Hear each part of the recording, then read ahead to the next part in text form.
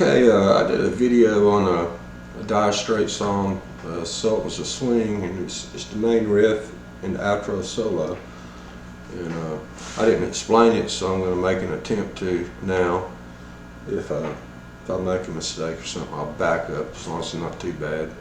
But it's done different ways. This is I've heard Martin Knopfler play it different ways. So that's the guitar player and the vocalist for Dire Straits. And but the original version, this is pretty much what I hear, and I'll show you another version of it, which I like. It's fun to play.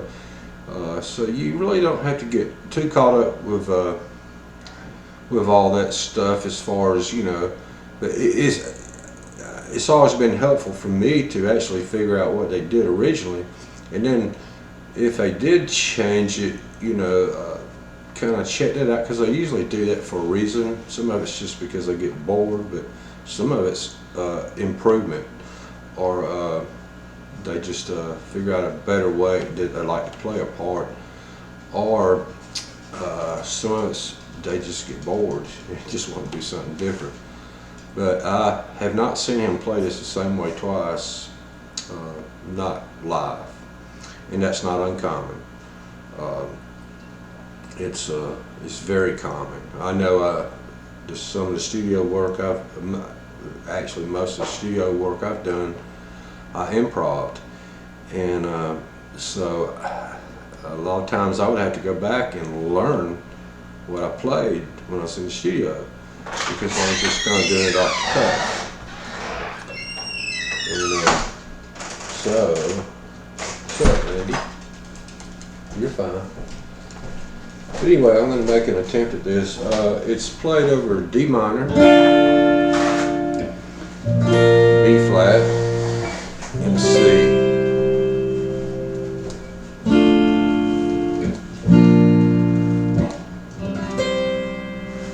You gotta do blow that nose out?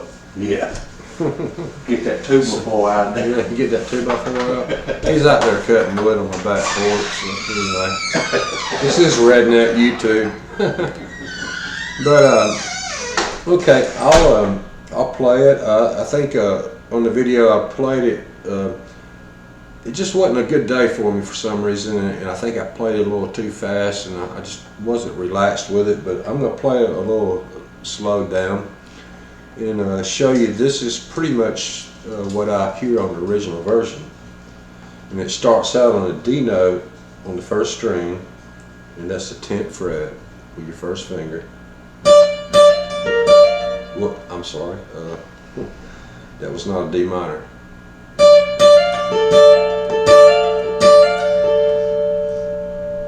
Okay, one thing, I'm not playing it with my fingers because I grow my nails out, and it's kind of hard. My thumbnail's long. It sounds best if you play this with your.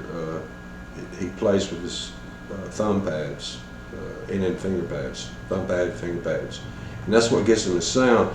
You can take your pick and turn it around on the rounded part and get a warmer sound, which emulates that a little bit. But I'm hybrid picking it. I'm going down my pick and coming up with my end finger. Anyway, I'll go ahead and see if I can just get right through this little section of it.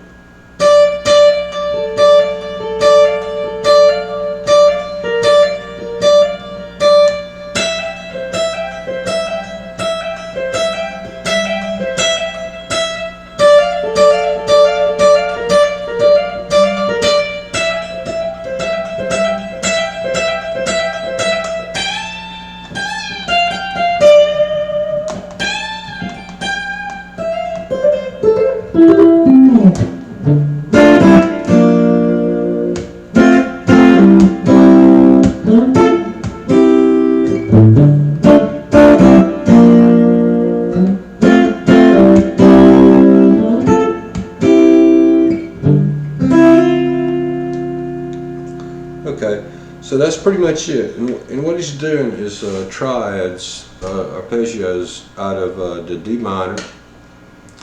That's how he starts it out. Then it goes to B flat, and then it goes to C. So I'll kind of walk you through this. And this is not a tone lesson by no means. I'm just trying to, kind of show you how to execute the part. Okay. So it starts out, like I said, on 10th fret, first string, that's a D note. And so you're going to play over the D minor right here.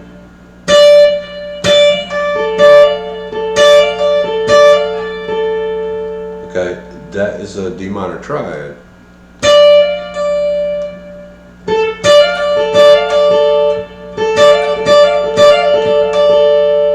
Then it goes to B flat. The only thing that changes right there is I use my second finger on the 11th fret. That gives me my B flat, and I take the same pattern and go up a whole step, and that gives me my C. Okay, so we'll start back with D minor. B flat, C,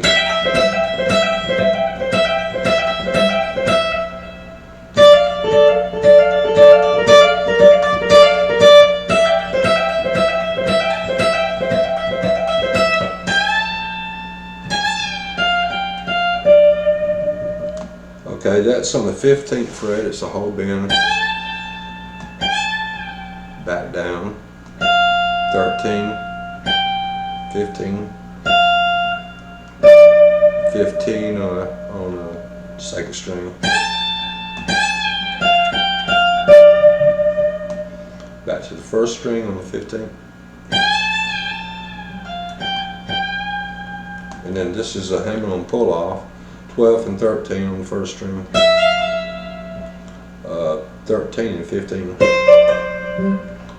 14 and 17, 14 and 17 on the fourth string, and 15 you hit your fifth string, and then you go into this, which is a D minor. So I'm hitting my D note on the fifth string, but then I'm just going to kind of claw the fourth, third, and second string. And when I release that, that's like a C over D. So the bottom notes, the higher pitch is a C chord, and it still has the D kind of ringing in the bass. If you run across it in music, like you see something like C over D, what that means is the first part, like the C, is going to be higher in pitch, and the second part have a slash, and the D is in your bass. So if you run across a chord like that, it's not unusual. It's actually a great thing. But this part is C over D. That's just B flat playing the 4, 3, and second string. I'm clawing that. Alright, now this is an F chord, but I'm still on 4, 3, and 2. So that releases from a F to a C chord. Alright, right here on this grip I have my third finger is on the 7th fret, 4th string, my third finger. My second finger is on the second string on the 6th fret. So it looks a lot like a D minor because they're related. But I'm just playing 4, 3, and 2. And then I go up, and you can call this a couple different things, but actually just to a F on the same 4, 3, and 2. And that's a C chord, 4, 3, and 2. So.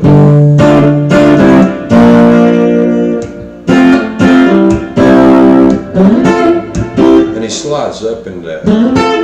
Now you can play that just in an interval and shake it. He does mess around with that too. You'll never see him play this song the same way twice. So I'll go back from the beginning, and I'm just going to turn my pick around on the rounded part. Now this is one way I seen it played, and I liked it. It started out with a pedal tone. Let me think. I think on the B string here. Yeah, which actually is an A note.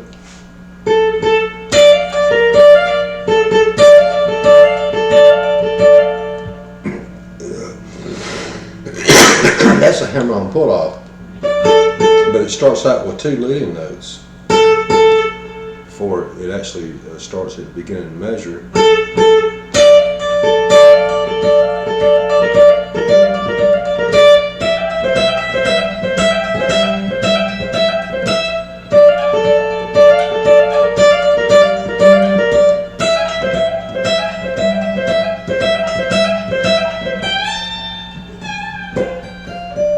And right here is where it kind of fades out on the album.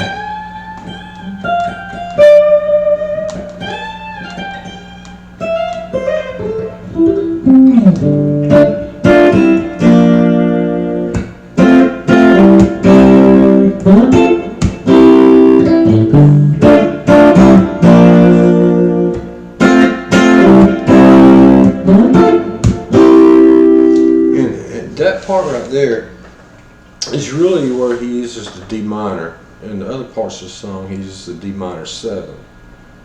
So that's something to take a note of. I hope this was helpful. I'll look at it. I'm not sure how it turned out, but anyway, take it easy. All right, see you. Bye.